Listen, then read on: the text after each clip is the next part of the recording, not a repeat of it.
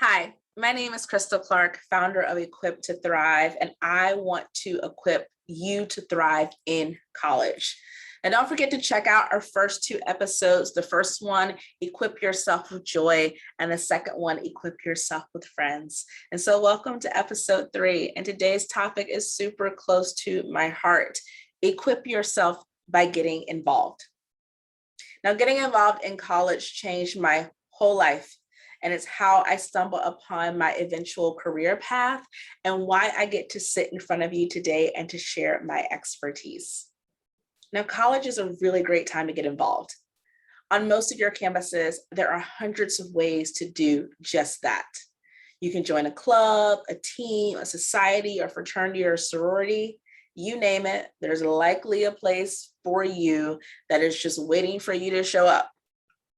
Now, why am I sitting here telling you to get involved, to get engaged, to leave your room, leave your residence hall, and go out and do something? Well, in a previous episode, we talked about how getting involved in student organizations is a great way to network. It's a great way to build community. It's a great way to meet friends. Reason number 2, though you may share one common point of interest with people in the group, there's also a chance that you'll meet people who are completely different from you. And this is a great way to learn about and to learn how to work with diverse groups of people, which you'll likely be called on to do for the rest of your life. Another great reason is that being involved helps you to build self-awareness, and everything in your life starts with self-awareness. You developing a deep understanding of who you are and your strengths and your weaknesses and your beliefs and your goals. And being in a group of people will help you learn more about yourself. Now, there's also opportunities for leadership development and taking on positional leadership roles if that's of interest to you.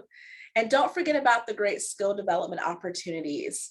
A student organization is a great place to learn how to do new things in what's often a very low risk environment. And involvement can also give you insight into what avenues you want to pursue while you're in college, but also post-college. And this is really important. Being involved is a break from your academics. You'll need these breaks to maintain your sense of well-being. Going to class and studying can't be all that you do with your time. You also want to have fun, which is my final reason for getting involved.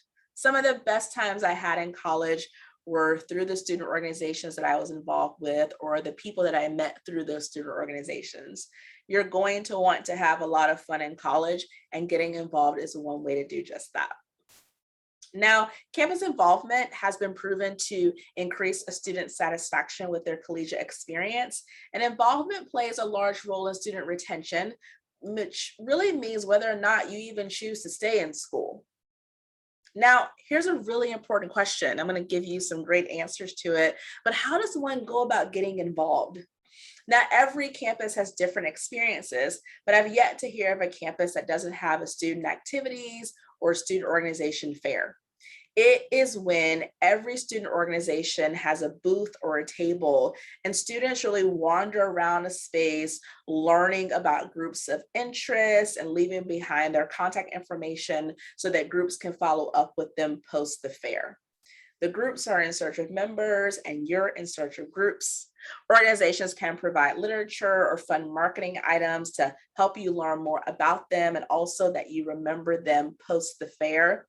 And in the days following the event, you will likely receive an email from the group with follow-up information and an invitation to an upcoming experience. Now, this event is pretty clutch, and you should totally take advantage of it. If you know you want to join a dance group, this is the perfect time to meet every dance group on campus. If you know you want to join a service organization, this is the place where every group for a multitude of causes will be located. It is okay, and it's super smart to create a little plan of attack for yourself while also remaining open to what you may find as you sort of float around the space. Now, schools who do this really well, they'll usually provide you with a map of the fair that will have categories of groups labeled by location. This is your time to say, hey, chat people up, ask questions, and learn about all the options that your campus has to offer. Now, on most campuses, there's likely an office or a staff member or staff members who work in student activities. And these professionals advise or work directly with the student organizations. You can likely pop into their office, send an email, or set up a meeting with them to get some one-on-one advice on ways to get involved on campus.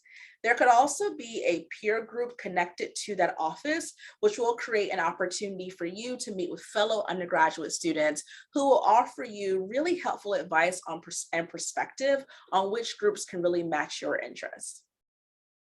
A lot of campuses have invested in a digital platform that houses information about all the student organizations. And you can search it like a catalog to find groups of interest and likely send a group leader a message if you want to connect and learn more about the group. A group's page might list upcoming events, and you can look for meetings to attend as an interested potential member. And of course, you can always find out ways to get involved from your friends, or your roommates, or your homemates, or your RA, or your orientation leaders. Those are really great resources. And it's really great when you have older student leaders who can help you and really tell you about their life of involvement in college. What did they do? And what are they doing? What organizations meant a lot to them? How did they make the most out of all the options that are available on campus? Now, most groups are usually pretty open. And if you show up, you are a member. But that is not the case for all groups, so be sure to inquire about membership criteria and selection processes. You can't just join an honor society. Many, but not all, performing arts groups will require auditions.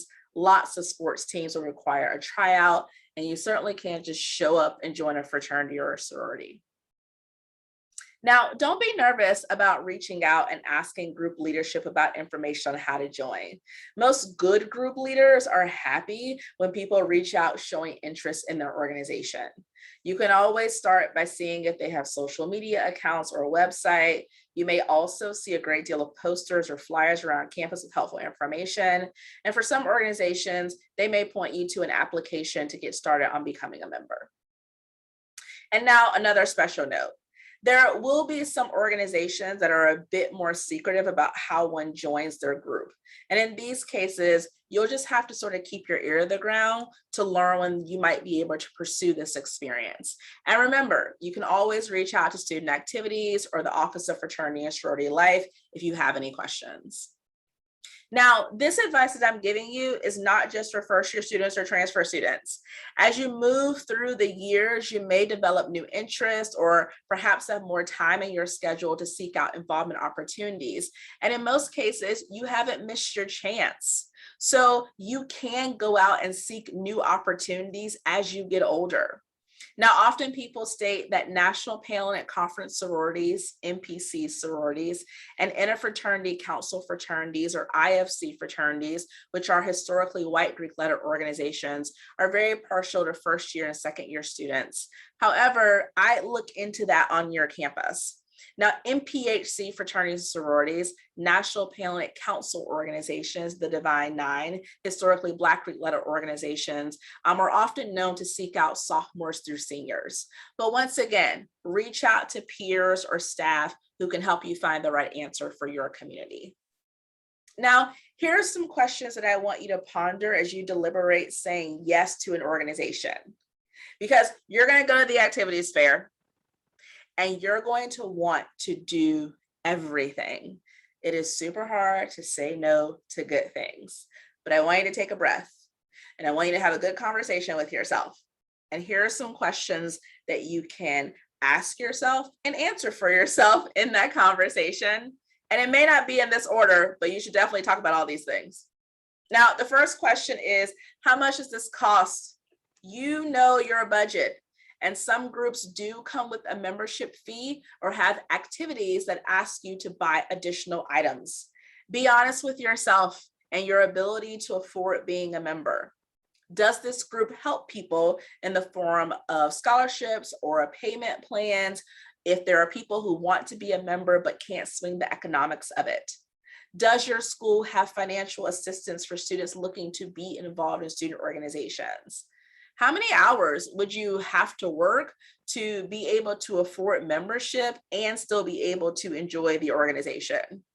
Are you getting any family or friend support to help you with the cost?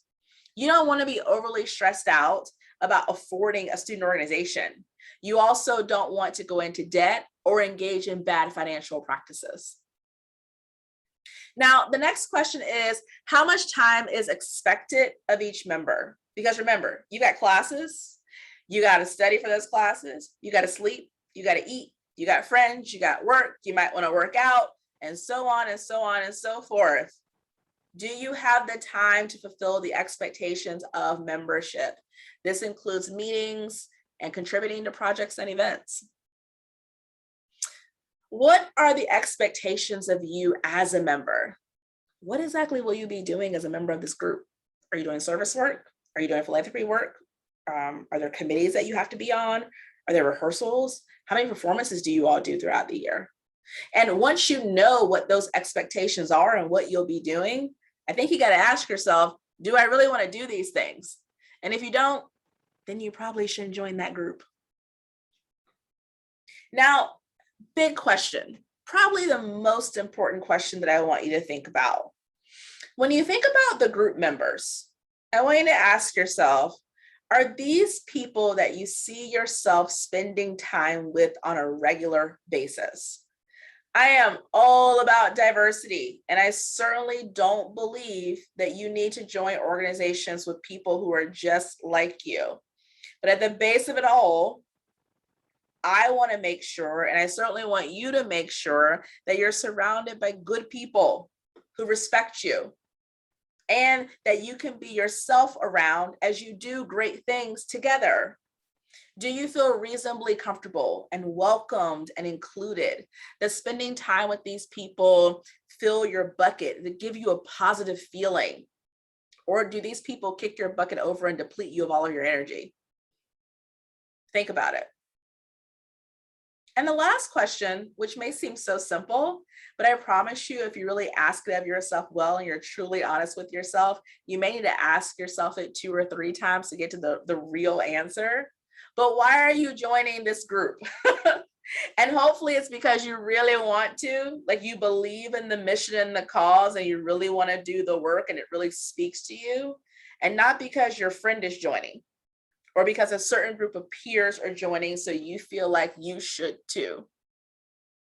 All the cool kids are joining is not a reason and should never be a reason to commit your time, your talent, your treasure, your energy, and all of your other resources to a group.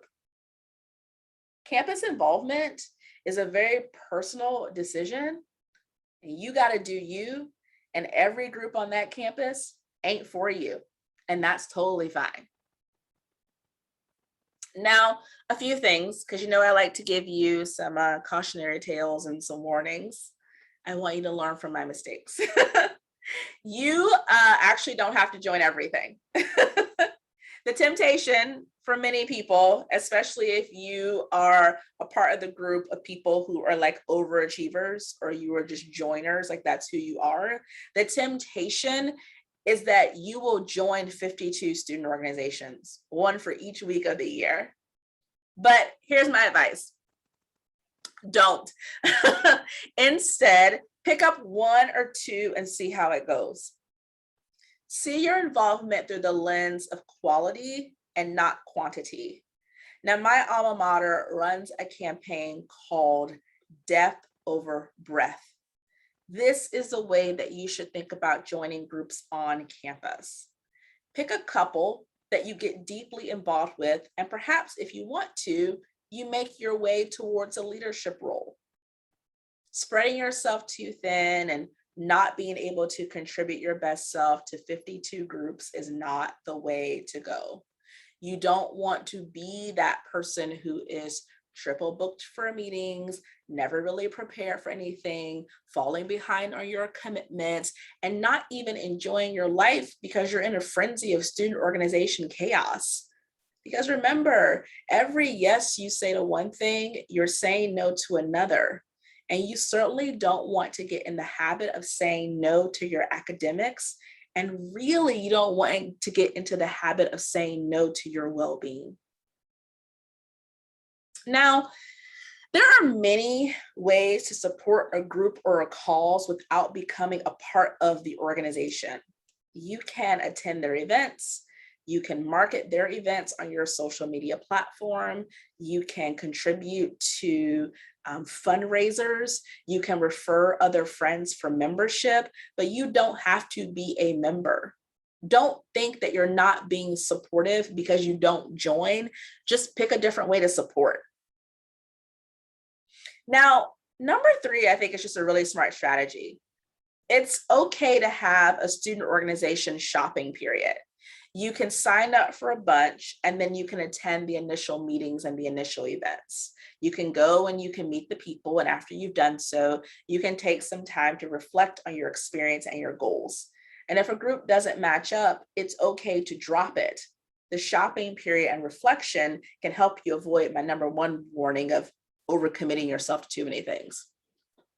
Now, my next one, and here's the thing, some people find this very difficult because we've been taught the complete opposite for most of our lives. But I'm here to tell you that you can uncommit and you can quit. I'm going to say that again. You can quit. You can quit student organizations.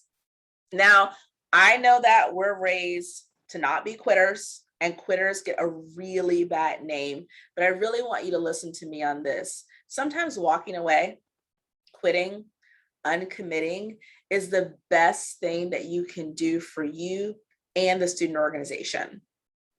Because I want you to think about it. If you're the leader of an organization, you want members who care.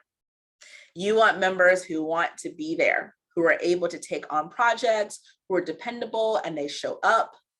They bring positive energy, they recruit other great members, and they're really committed to the cause at hand.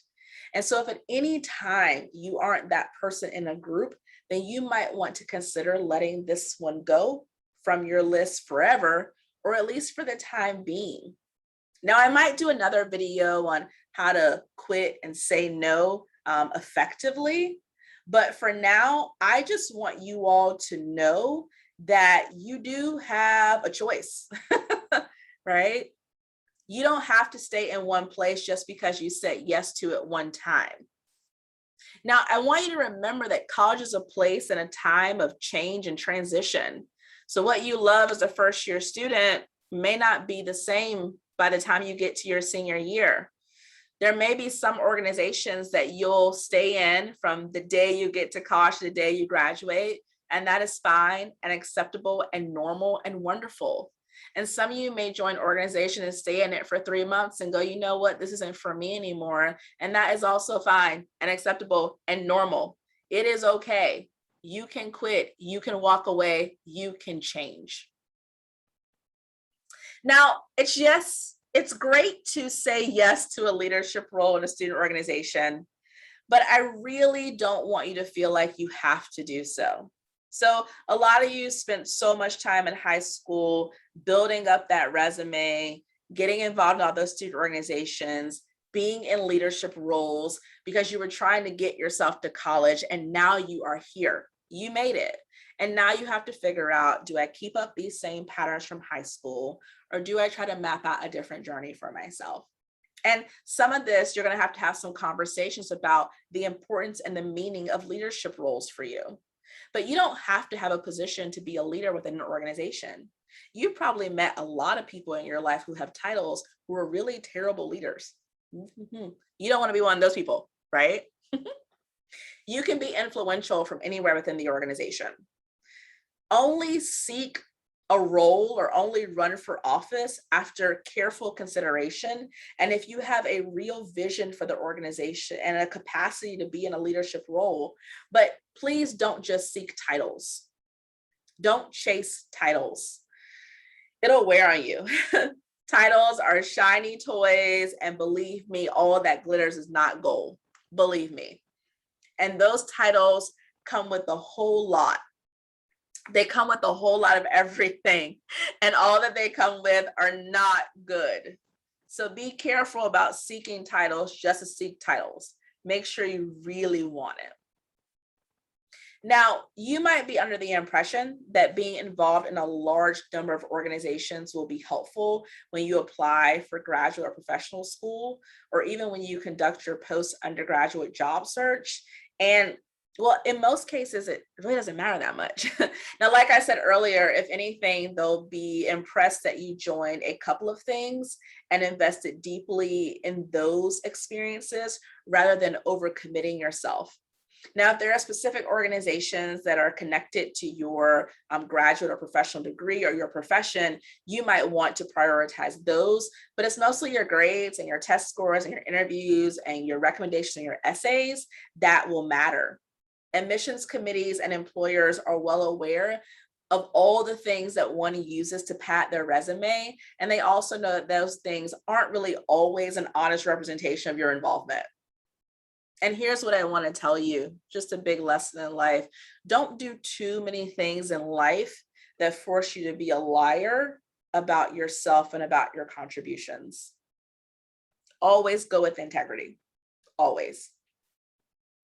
Now, what you'll find is that your college education is way more than what you learn in the classroom. And although I did pretty well in the classroom and I learned a lot of really great information, a lot of it that I can still recall to this day, the gold mine of college for me was when I left class. Now, I encourage you to get involved, but I really encourage you to get involved intentionally, because I want you to remember what you do outside of class will always be more fun than what you do inside of class. But at the end of the day, you have to remember that your student organizations do not grant degrees. And the goal of this college thing is to graduate. So keep some perspective. Now, I wish you luck on your journey of involvement in college. And I hope that this was helpful to you, or that you can pass this along to another college student in your life. All I want is for college students to thrive and to achieve their definition of success. Now, I would love to hear from you. So comment below on Instagram at Crystal and Clark. If you have a topic that you want me to address, please let me know. If you want to know more about me, check out my college story at the link below on my website at crystalandclark.com, where you can also sign up for my forthcoming newsletter.